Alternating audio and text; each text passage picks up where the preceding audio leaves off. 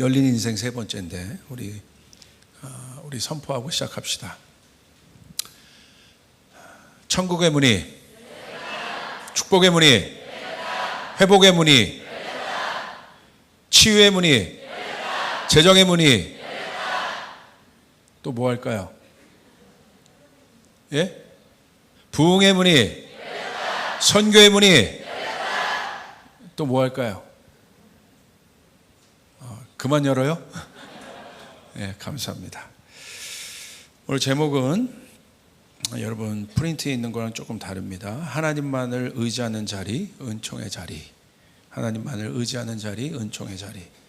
은총의 자리에 있는가라는 제목으로 말씀 나누겠습니다. 사무엘하 9장 1절, 3절, 7절의 말씀이 있는데요. 우리 함께 좀 보시도록 하겠습니다. 같이 읽겠습니다. 시작. 다윗이 이르되 사울의 집에 아직도 남은 사람이 있느냐? 내가 요나단으로 말미암아 그 사람에게 은총을 베풀리라 하니라. 왕이 이르되 사울의 집에 아직도 남은 사람이 없느냐? 내가 그 사람에게 하나님의 은총을 베풀고자 하노라 하니, 시바가 왕께 아뢰되 요나단의 아들 하나가 있는데 다리 저는 자니이다 하니라. 다윗이 그에게 이르되 무서워하지 말라. 내가 반드시 내 아버지 요나단으로 말미암아 내게 은총을 베풀리라. 내가 내 할아버지 사울의 모든 밭을 다 내게 도로 주겠고 또 너는 항상 내 상에서 떡을 먹을지니라 하니. 아멘. 여러분 성경에 보면 다윗이란 인물 아마 모르는 분들이 없을 겁니다. 특별히 다윗의 인생이 참 파란만장했지 않습니까? 그리고 누구보다도 하나님을 사랑하는 사람이었고, 성경의 많은 인물들 중에 다윗을 보고 하나님이 내 중심이라고 했잖아요. 내 마음에 합한 자라. 그러니까 다윗은 좀 특별한 인물 같습니다. 제가 유대인들을 만나봤을 때 제가 한번 물어봐요. 이스라엘에서 가장 좀 존경받는 것보다 가장 사랑하는 성경의 인물이 누구냐고 물어보면 거의 대부분 다윗을 얘기하더라고요. 다윗은 아주 특별한 사람이었어요. 하나님의 은총을 받은 사람이었습니다. 근데 오늘 제목처럼 오늘 다윗이 어떤 자리에 있었느냐, 다윗이 왕으로서 있었지만 다윗의 전 삶을 보면 다윗의 인생의 위치를 우리가 좀 볼 수 있습니다. 어떤 자리에 있었냐면, 여러분 사무엘하 9장 1절에 보시면 이렇게 기록되어 있어요. 다윗은 은총을 베푸느니라. 그리고 3절에 보시면 은총을 베풀고자 하노라. 그리고 7절에 보시면 내게 은총을 베풀리라. 그러니까 다윗은 어떤 자리에 있었습니까? 베푸는 자리에 있었다는 거예요. 은총을 베푸는 자리에 있었다는 거예요. 그러니까 이 위치라는 것은 굉장히 중요합니다. 이 위치는 그 사람의 존재됨을 이야기해요. 이건 굉장히 중요한 겁니다. 그러니까 여러분 보세요. 이게 왜 이 존재됨이 중요하냐? 하나님이 아담을 지으셨어요. 그런데 아담이 범죄했습니다. 하나님이 물으신 건 뭐예요? 아담이 무슨 범죄를 했느냐를 묻지 않으셨어요. 그러니까 아담이 범죄하면 하나님 앞에 서고, 아담이 범죄 안 하면 하나님 앞에 아담이 범죄하면 하나님 앞에 못 서고, 아담이 범죄하면 하나님 앞에 그건가요? 할렐루야. 제가 며칠 굶었더니 지금 정신이 없어요. 그렇죠? 그거 묻지 않으시고 하나님 뭐라고 물었어요? 아담아 네가 어디 있느냐? 그걸 먼저 물으셨다는 거예요. 그러니까 제가 이번에 로버트 우리 바보 목사님이랑 얘기하다가, 이분은 사실 굉장한 분이에요. 그 옥스퍼드에서 또 철학으로 박사를 하고 되게 겉모습은 날라리 같지만 굉장히 탁월한 분입니다. 오늘 제 책도 그분 유튜브에 극찬을 해서 올려주셨더라고요. 뭐 그렇다는 얘기입니다. 할렐루야. 근데 그분 중요한 얘기를 저와 대화하는데 하셨어요. 목사님, 제가 굉장히 저도 이 실존에 대한 관심이 많은 사람이에요. 실제에 대해서. 그러니까 존재가 목사님 본질을 앞섭니다. 근데 이분에게 영향을 줬던 어떤 철학자 교수님들의 이 명제인데, 이거 굉장히 중요한 거죠. 그러니까 존재가 본질을 앞선다는 건 다시 말하면 존재가 이유, 리즌을 앞선다는 거예요. 무슨 말이냐면 사람들은요, 하나님을 믿을 때도 이유를 찾아요. 하나님이 사랑이시기 때문에 믿는다는 거예요. 그럼 하나님이 사랑의 모습이 안 보일 때는 안 믿습니까? 그러니까 인간은 무엇인가를 자꾸 구분한다는 거죠. 이유를 찾아요. 그래서 그 이유에 합당하면 하나님이 자기에게도 합당한 신이 되는 거예요. 그런데 여러분 보십시오. 그거는 믿음이 될 수 없다는 거죠. 여러분 홀로코스트 유대인들이 겪었어요. 600만 명이 죽었습니다. 유대인들에게 있어서 하나님은 어떤 하나님이겠습니까?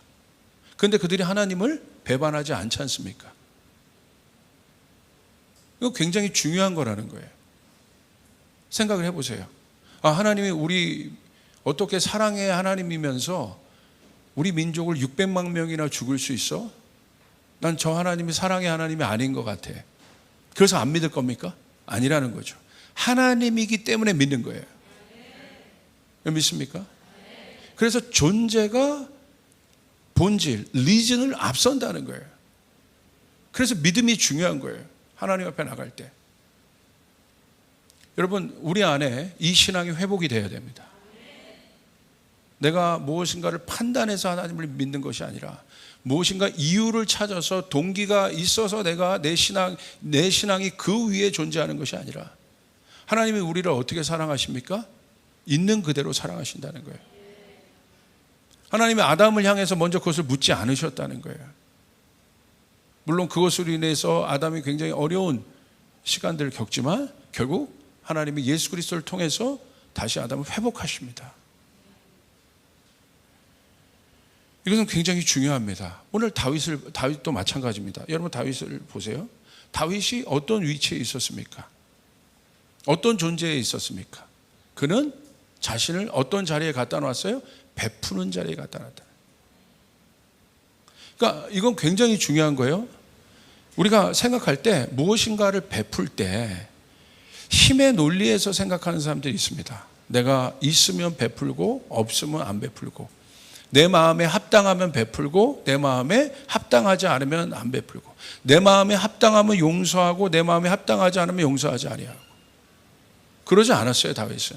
이것은 전적으로 인간의 판단과 기준들입니다. 근데 여러분 다윗은 하나님을 닮은 사람이었어요. 하나님은 우리에게 어떤 분입니까? 항상 은혜를 베푸시는 분이라는 거예요. 아버지시기 때문에 은총을 베푸시는 분이라는 거예요. 우리가 어떠해서 구원받은 것이 아니라 우리는 하나님의 전적인 자리, 하나님의 위치, 하나님의 존재됨, 하나님은 우리를 구원하시기로 작정하신 분이기 때문에 하나님 우리를 구원하셨다는 사실을 여러분 믿으시길 바랍니다. 아멘? 굉장히 중요한 질문이에요. 우리가 이 질문, 이 존재적인 질문 앞에 서지 못하면 이 혼돈의 시대 때 여러분 여기저기서 모든 것이 진리, 많은 사람들이 진리를 얘기하잖아요. 근데 우리는 성경을 믿고 하나님을 믿습니다. 그러니까 성경에서 말하는 이 진리가 뭐냐는 거예요. 바로 하나님이신 거예요. 하나님의 속성은 바로 그런 분입니다. 그래서 여러분 다윗을 보십시오. 뭐가 있어서 베푼 것이 아닙니다. 그럼 그 다윗의 예가 뭡니까? 아둘람굴 다윗이 갔어요. 여러분 사울의 이 공격을 피해서 아둘람굴로 피했어요. 자기도 어려운 상태예요. 자기도 힘든 상태예요. 자기 몸도 가누기 어려운 상태입니다. 그런데 하나님이 그곳으로 누굴 보내셨습니까? 빚진 자, 억울한 자들, 마음의 상함과 묶인 자들을 다윗에게 보내셨어요. 여러분 상식적으로 생각할 때 다윗은 베풀 수 없는 자리예요. 없는 사람입니다. 그 상황에서. 그런데 결국 어떻게 했습니까? 그들을 세워냈습니다. 그러니까 놀라운 거죠. 다윗은 항상 그 자리에 있었다는 거예요. 여러분 보십시오. 우리가 뭔가를 생각할 때 힘의 논리에서 생각하면 내가 뭔가가 있어서 베푼다고 우리가 자꾸 생각할 때가 많은데 베품은요 철저하게 마음으로부터 기인하는 겁니다. 마음에서 나오는 거예요. 그러니까 여러분 아무리 부자여도요, 그 마음이 굳어있고 강팍하면요, 이론도 나누지 않아요. 있어서 그러는 게 아니라는 거예요. 힘이 있어서 그러는 것이 아니라는 거예요. 그런데 아무리 가난한 사람이어도 항상 자신의 자리를, 베품의 자리에 있는 사람은요, 자기가 뭐 1,000원이 있어도, 자기가 먹을 거 뭐 하나 있어도 그거 넉넉하게 나눌 수 있는 사람이라는 거예요. 그럼 오늘 우리가 어떤 위치에 있느냐가 굉장히 중요한 거예요. 어떤 자리에 서 있느냐. 여러분의 자리가 은총의 자리에 있길 바랍니다. 할렐루야. 굉장히 중요하다는 거예요. 그 사람이 왕이에요. 그 사람이 왕의 권한을 갖고 있는 사람이고, 하나님은 그 사람에게 능력을 주시고 권한을 주십니다.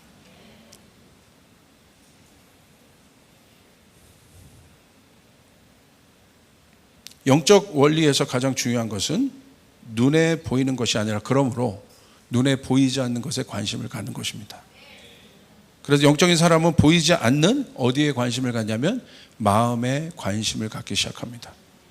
그래서 이 사람은 마음의 상태를 항상 중요하게 여깁니다. 내가 힘이 있어서, 돈이 있어서, 뭐가 있어서의 관심보다 그것을 다스릴 수 있는 마음의 상태가 어떠냐는 거예요.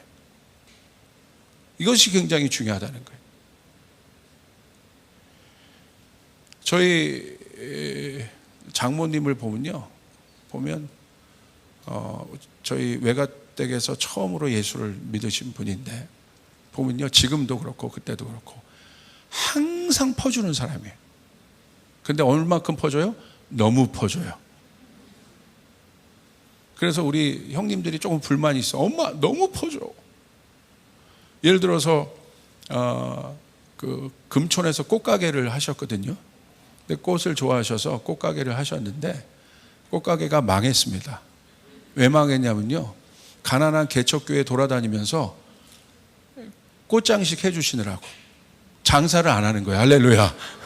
그래서 저희 장인어른이 열받아가지고 왜 그렇게 하냐.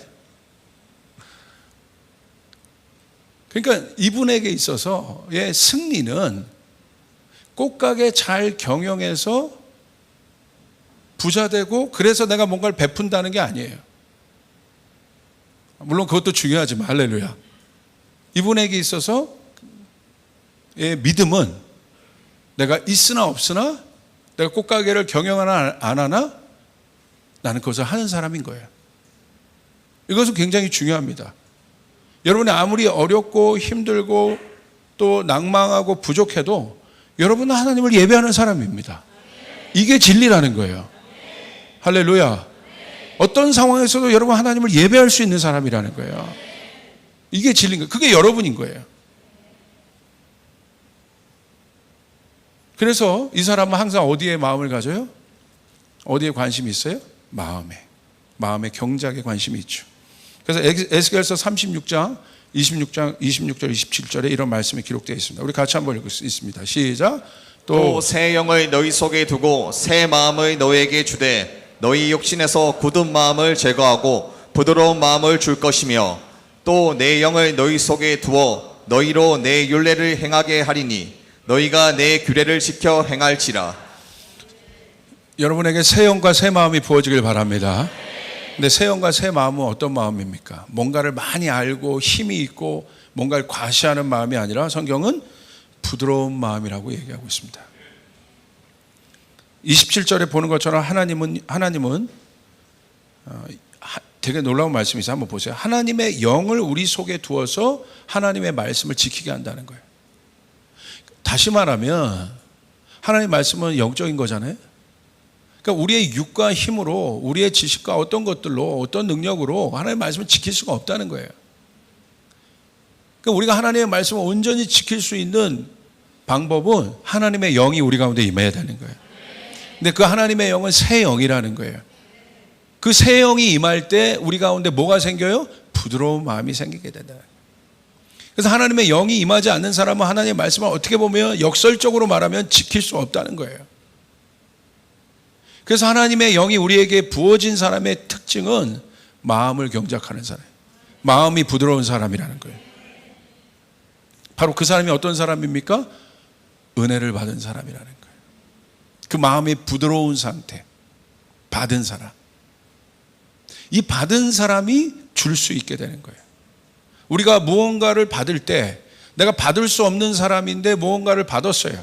내 노력이 아니라 무언가를 받았어요. 어떤 마음이 생기겠습니까? 감사의 마음이 생기지 않겠습니까? 좋은 마음이 생기지 않겠습니까? 그러니까 내 노력으로 얻어서 뭔가를 받은 사람은 감사보다는 자기 자신에 대한 뿌듯함이 많을 거예요. 내가 이만큼 노력했으니까 이 정도 얻을 만해. 그러니까 그 사람은요, 자기 계산에서 넘어갔을 땐 아무 일도 안 하는 거예요. 그러나 내가 부족함에도 불구하고 하나님께서 나에게 부어주셨어요. 근데 다시 말하면 뭐예요? 그건 내 거가 아니라는 거예요. 내가 뭘 해서 얻은 것이 아니라는 거예요. 하나님이 나를 사랑해서 나를 긍휼히 여겨주셔서 하나님이 주신 거예요. 그래서 얼마나 이 사람은 어떻겠습니까? 감사하겠습니까? 그러니까 자기 것이 아닌 거예요, 그게. 그러니까 베풀 수 있는 거예요. 그래서 바로 이 사람이 어떤 사람이에요? 은혜를 아는 사람이라는 거예요. 은혜를 아는 사람이, 은혜를 받은 사람이 은혜를 베풀 수 있다는 것입니다. 이것이 바로 이 베품의 완성이 누구십니까? 완성의 본이 예수 그리스도시죠. 예수 그리스도께서 우리 가운데 오셔서 어떻게 하셨습니까? 물과 피를 쏟으시기까지 우리를 사랑하시고 우리를 구원해 내셨습니다. 그분은 항상 베푸는 자리에 계셨어요. 십자가 위에서도 마지막까지 그분은 본인의 육신의 어머니를 걱정하고 남아있는 모든 사람들을 용서하시고, 십자가에서 어떻게 그런 고백을 하겠습니까? 그 처참한 그 장소에서 어떻게 예수님은 그런 얘기를 하셨겠습니까? 사람들은 예수님의 육신을 죽였으나 예수님의 마음은 죽일 수 없었다는 거예요.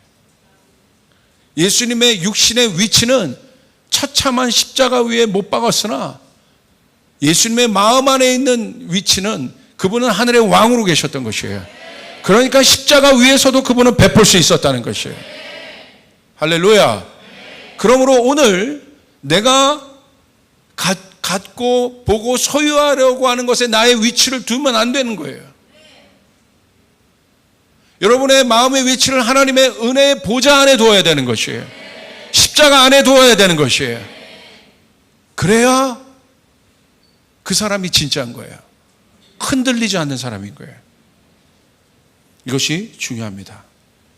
그래서 이 사람은요, 자신의 힘을 의지하지 않습니다.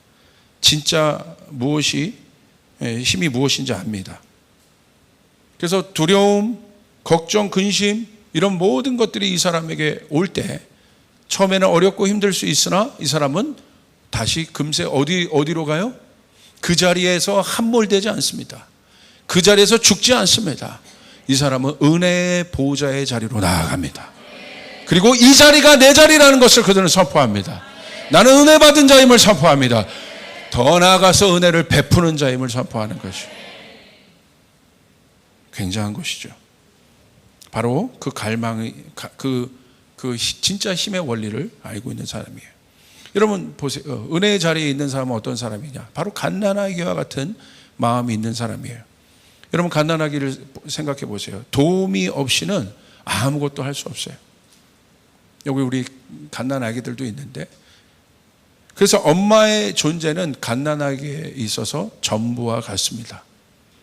그래서 엄마가 해주는 대로 다 이 갓난아기는 받아요. 근데 갓난아기가 엄마가 해주는데 받는데 막 쑥스러워합니까?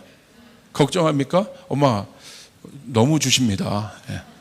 저 오늘 기저귀 너무 갈아주시는데요.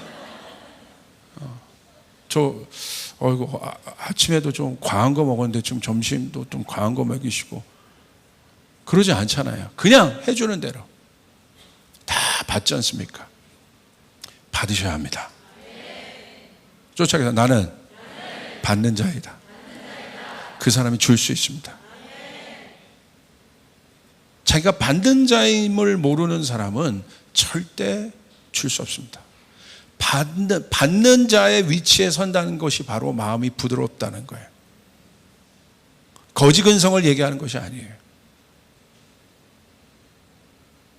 하나님 앞에 그 모양으로 서는 거예요.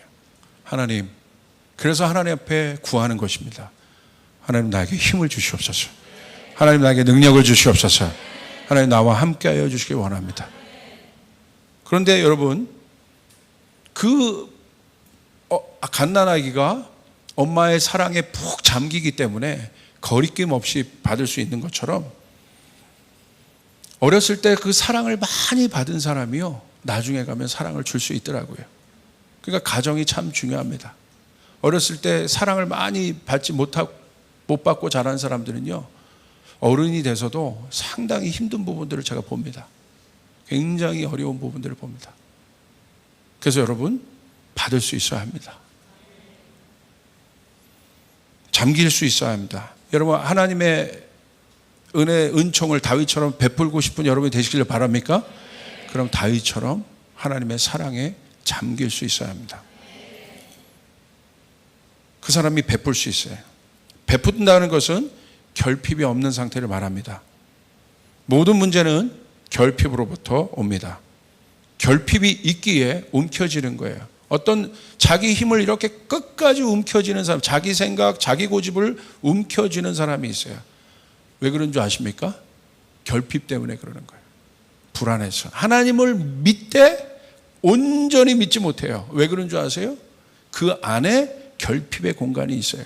그것이 재정의 영역이든 관계의 영역이든 아니면 내 배경 어떤 것이든 하나님을 온전히 신뢰하고 온전히 따르지 못하는 이유는 각인가되 올인할 수 없는 이유는 무엇인지 아십니까?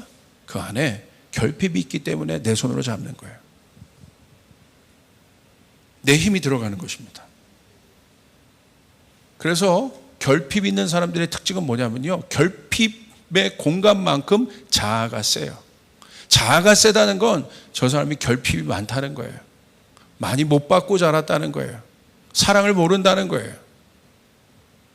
그래서 예수님을 알면 그 사랑 앞에, 십자가의 사랑 앞에 자아가 깨지게 되는 거예요.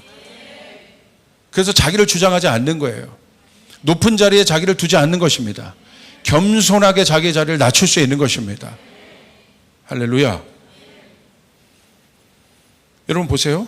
충만하면 베풀 수 있어요. 충만함이란 건 뭐냐면 가득 차야 한다는 것. 그래서 우리는 날마다 성령을 구해야 합니다. 충만해야 합니다. 그냥 성령을 구하지 마시고 성령 충만함을 위해 기도하시길 바랍니다. 성령 충만하셔야 돼요. 그래야 우리가 시험에 들지 않을 수 있어요. 그래야지 우리가 넘어지지 않아요. 성령 충만하셔야 돼요. 충만하면 불안하지 않아요. 충만하면 두렵지 않아요. 충만하지 않은 공간만큼 두렵고 불안한 거예요. 충만하면 불안하지 않습니다. 충만하면 두렵지 않습니다. 그리고 충만한 사람 옆에 있으면 여러분 은혜를 받게 됩니다. 왜냐하면 충만함은요, 과하게 넘쳐 흐르는 것도 아니에요. 이게 충만함이에요. 적절하게 꽉 찬 상태. 그래서 여러분 어디 그 조형물이나 이런 데 가보시면, 잘 만든 데 이런 조형물 보시면 물이 꽉 차 있는 것 같은데 살살 넘어가는 게 있어요. 어떤 거 막 확 넘어가는 거 말고 이건 막 오버하는 거예요. 제가 느끼는 성령의 충만하면 바로 그 상태입니다. 잔잔하게 끊임없이 마르지 않는 샘처럼 계속 흘러나오는 것이에요. 그 흘러나온 그것이 여러분 밑으로 갈수록, 흘러갈수록 뭐가 됩니까? 더 커지게 되는 거예요. 바다가 되는 것이에요. 그게 바로 에스겔서 47장의 말씀이에요. 처음부터 우리를 덮을 만큼 오지 않아요. 충만함이란 바로 그런 것이에요. 주께서 에스겔서 47장에 나오는 위로부터 오는 생수의 강이 여러분을 채우시길 바랍니다. 할렐루야. 바로 그 충만함, 바로 내 내면 안에 그 충만함의 상태가 있을 때 우리는 베풀 수 있어요. 이것은 중요해요. 여러분의 내면의 상태는 어떻습니까? 여러분은 어디에 관심 갖고 계십니까? 여러분 안에 어려움이 있을 때, 힘들 때 여러분 어디에 집중하고 계십니까? 바로 우리 내면 안에, 우리 그래서 여러분에게 말씀드렸지만 이 충만함은요 어디로 갈까요? 결핍이 있는 곳으로 흘러가요. 그러니까 여러분 충만한 사람 옆에 있으셔야 돼요. 그러니까 여러분 예수님과 가까워 주셔야 돼요. 예수님으로부터 오는 충만함은 어디로 흘러갈까요? 연약한 자에게 흘러가는 거예요. 결핍이 있는 곳으로 가야 되는 거예요. 이게 바로 예수님으로부터 오는 충만함의 비밀인 거예요. 그러므로 성령으로 충만한 사람 옆에 있으면 여러분 그 사람 옆에만 있어도 여러분 힐링을 받게 돼 있어요. 치유를 받게 돼 있어요. 생각이 변하게 돼 있어요. 이번에 우리 승부 기도회 때 우리 조슈아 팍 선교사님, 마이클 선교사가 오는데 우리 모두가 충만함이 있었어요. 왜 그럴까요? 우리 안에, 그분 안에 있는 충만함이 흘러간 거예요. 우리의 결핍의 장소로 흘러간 거예요. 우리의 오해의 장소로 흘러간 거예요. 우리의 잘못된 생각 안으로 흘러간 거예요. 그렇게 될 때 그곳에 돌파가 있게 되는 거예요. 할렐루야. 이게 비밀인 것이에요. 사랑하는 여러분, 여러분도 그 자리에 서 있기를 주님의 이름으로 축복합니다. 그 은혜의 자리에 있기를 여러분 주님의 이름으로 축복합니다. 그 사람이 바로 흘려보낼 수 있는 사람이에요. 우리 하나님은 충만한 하나님이십니다. 하나님은 충만함의 절정이에요. 그래서 하나님은 베푸시는 분이에요. 채우시는 분이에요. 세우시는 분이에요. 그 충만함의 절정이 누구십니까? 예수 그리스도이십니다. 우리 예수 그리스도를 우리 가운데 베푸셔서 은총 그 자체를 베푸셔서 우리를 구원하셨다는 사실을 여러분 믿으시길 바랍니다. 그렇기 때문에 다윗은 하나님을 사랑을 구했고 하나님 닮기를 원했어요. 그렇기 때문에 그는 왕이어서 그런 것이 아니라 그 존재 자체가 베풀 수 있는 사람이에요. 그 존재 자체가 흘려보낼 수 있는 사람이에요. 그 존재 자체가 승리하는 사람이라는 거예요. 내가 내 힘으로 이겨서 승리하는 것이 아니라 여러분 존재 자체가 사단이 여러분을 건들 수 없는 자라는 사실을 여러분 믿으시길 바랍니다. 여러분 존재 자체가 승리이다. 여러분 옆 사람에게 고백해 보세요. 당신 존재 자체가 승리이다. 당신 존재 자체가 풍성합니다. 당신 존재 자체가 복이다. 목사님 우리 남편 지난주 월급 안 갖다 줬는데요. 아니라니까. 그럼 벌써 내 머리로 돌아가는 거예요. 내 생각으로 돌아가는 거예요. 월급 안 갖다 주면 사랑스러운 남편이 아니고 능력 있는 남편이 아닙니까? 우리 집사님도 밑으로 손 들어보세요. 그러잖아요? 네. 중요한 거죠. 여러분 자녀가 수학 점수를 여러분 이번 달에 올인해가지고 막 탈탈 털어서 학원 다 보내서 뭐 쪽집게 강사 붙여가지고 여러분이 원래 그 교육비 재정보다 한 3배, 4배 더 부었어요. 그런데 그 전보다 더 못해서 왔어요. 점수를. 이 돌대가리 새끼. 이 못난 놈 내가 얼마나 너한테 부어줬는데 그러십니까? 아니잖아요. 살짝 그럴 수 있어요. 우리가 연약하기 때문에. 막 본전치기 생각나고 열받고 그럴 수 있어요. 그래도 사랑하시잖아요. 수학 점수 때문에 사랑하는 거 아니지 않습니까? 누가 자살해요? 그 존재를 어택하는 거예요. 수학 점수에 비교하는 거예요. 그 가치를, 그 생명을. 이게 영적인 겁니다. 그 아이가 생명을 놓는 거예요. 잠깐 화나시더라도 그래도 너는 내 새끼다. 할렐루야. 여러분 축복하시길 바랍니다. 다음 달에 한 번만 더 자기를 믿어달라고 하면 여러분 속는 셈 치고 믿어주시길 바랍니다. 한두 번 속았나? 네. 그 아이가 결국 여러분을 가장 행복하게 할 아이입니다. 네, 믿으시면 아멘 합시다. 저는 저희 아버지에게 이런 존재적인 멘토링을 많이 받았어요. 저희 아버지가 제 책에도 기록했지만 아버지가 어느 날 저를 데리고 어디 저기 산골짜기로 들어가시더라고요. 그땐 다마스 봉고차였는데 그게 저를 옆에 딱 태우시고 갑자기 그 노래 하나를 딱 트시는 거예요. 찬양. 그리고 그 다마스 옆 의자를 딱 누우라고 하시더니 딱 눕는 거예요. 그러더니 지훈아, 진짜 조용하지? 당연히 조용하죠. 어딘 줄 아세요? 공동묘지입니다. 여기는 아버지는 그런 거예요. 아빠는 사람들의 말이 복잡할 때 여기 와. 조용하잖아. 죽은 자는 말이 없잖아. 할렐루야. 우리가 십자가 위에서 죽었습니다. 우리는 은혜로 사는 존재임을 여러분 믿으시길 바랍니다. 이런 티칭을 받았어요. 이런 티칭을. 죽은 자는 말이 없다. 죽으면 끝이다. 라는 어떤 책을 읽은 것이 아니라, 그건 저는 너무, 그 장면이 너무 명확하게 기억나요. 공동묘지, 조용하죠. 여러분 무슨 말인지 이해되십니까? 중요하다. 그러므로 이제 우리는 그 사람임을 기억하셔야 합니다. 오늘 이 다윗이요, 사무엘하 9장 13절에 보니까 오늘 내가 은총을 베풀리라 하는 건 누구를 향한 얘기냐면요, 무비보셋을 향한 이야기예요. 여러분 무비보셋이 어떤 사람이었습니까? 여기 보면 사울의 손자였고 요나단의 아들이었습니다. 근데 무비보셋은 다시 말하면 지금으로 보면 원수의 집안이에요. 역적의 집안인 거예요. 그러니까 이제 다윗이 모든 것을 잡고 있었을 때 여러분 무비보셋을 향한 사람들의 마음이 어떻겠습니까? 좋지 않아요.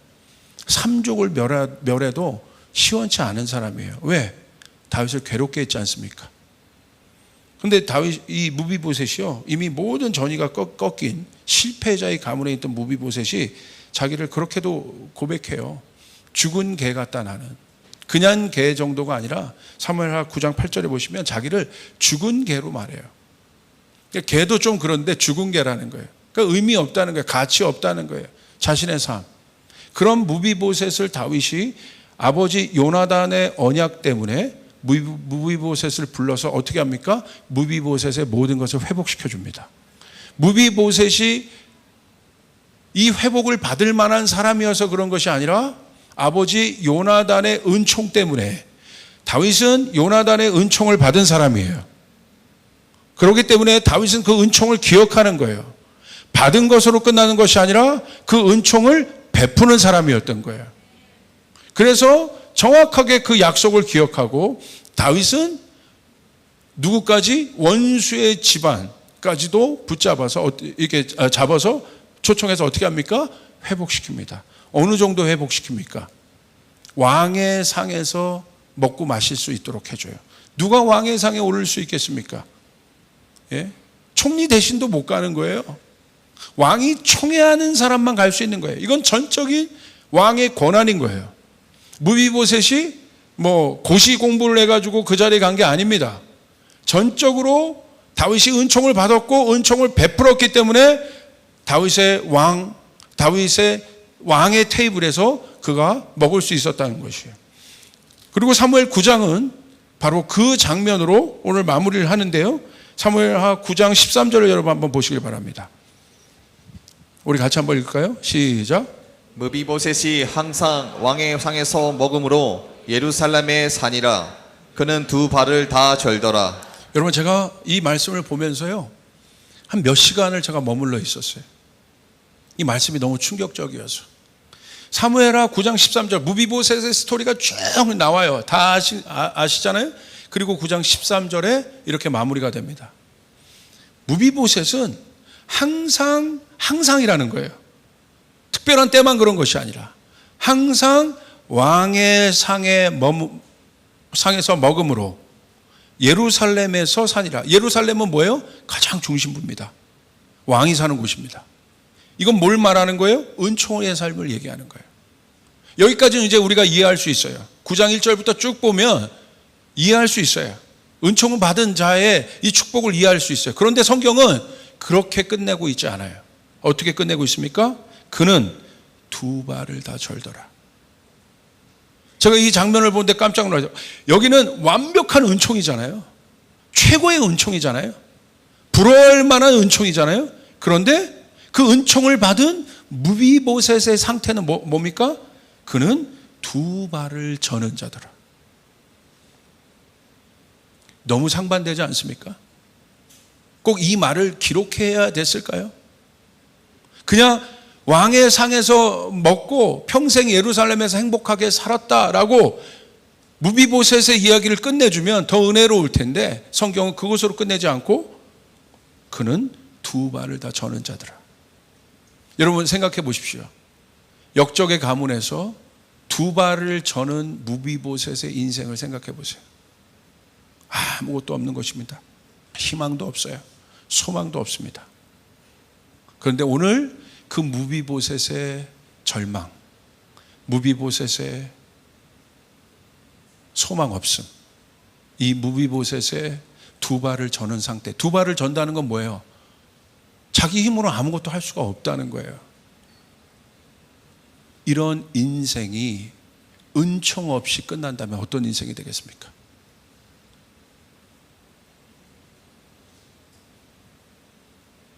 하나님의 은총이 없었다면 무비보셋의 인생은 어떤 인생이 되겠습니까?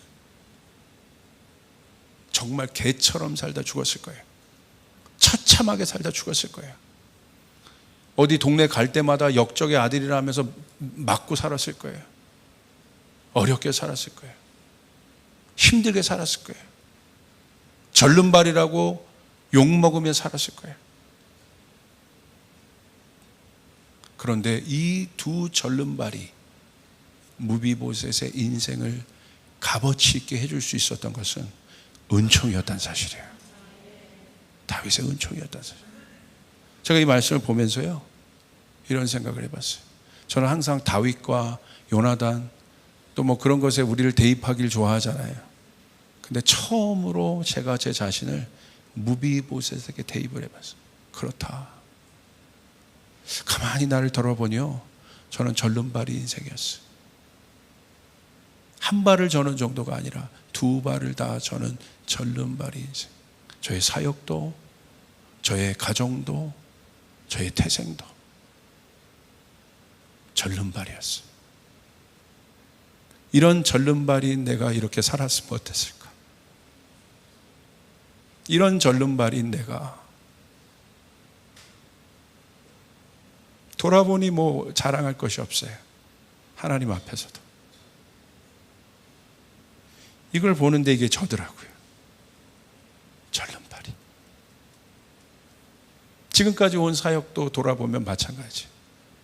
하나님의 은총. 하나님의 은총 때문에 설 수 있었고, 하나님의 은총 때문에 나갈 수 있었고, 하나님의 은총 때문에 이렇게 좋은 성도들을 만날 수 있었다는 거예요. 제가 어떠해서 그런 것이 아니라. 그러면서 무비보셋 가운데 부어진 하나님의 은총이 그 순간 저한테 부어지는데 눈물이 쏟아지더라고요. 하나님 기억하겠습니다. 은총 받았다. 나 이제 끝내주는 사람이야. 나 이제 나는 은총 받았으니까 다윗처럼 뭐 떵떵거리면서 이렇게 살겠다가 아니라 주님 음성이 있었어요. 은총 받은 자는 절름발이더라. 여러분 기억하셔야 합니다. 우리가 두 발을 저는 절름발이었다는 사실. 하나님 때문에 살게 된 것입니다. 하나님 때문에 오게 된 것입니다. 하나님 때문에 서게 된 것입니다. 할렐루야. 우리가 지금 가야 될 자리는 어느 자리입니까? 바로 은총의 자리입니다.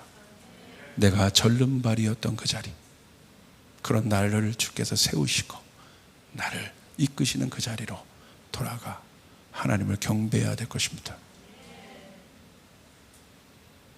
아마 여기 계신 분들도 그런 분들이 있어요. 오늘 말씀을 보니까 목사님, 제 인생 돌아보니, 저희 가정 돌아보니 전 사랑도 받지 못했고 항상 핍박과 두려움과 어려움 속에서, 실패 속에서 정말 그렇게 살아왔던 것 같습니다. 지금도 그럴 수 있는 환경 가운데 있는 분들도 있을 수 있어요. 혹시 어두움이 여러분을 그렇게 정죄할 수 있습니다. 혹시 그렇습니까? 여러분 기억하십시오. 여러분 은총 받은 사람이고 은총을 베푸는 사람임을 기억하십시오. 하나님 때문에 오신 것입니다. 기도하겠습니다.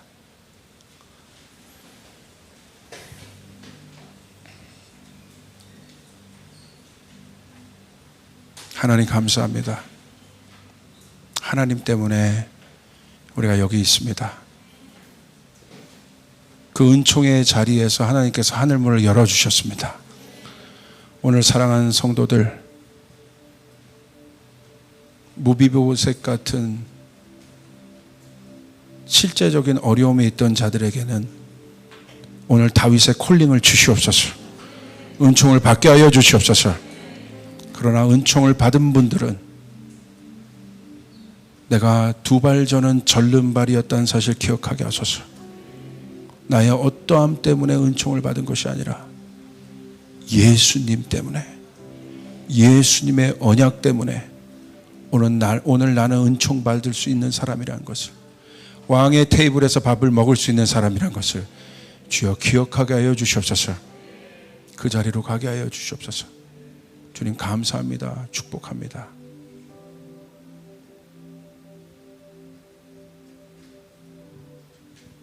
예수님의 이름으로 기도합니다. 아멘.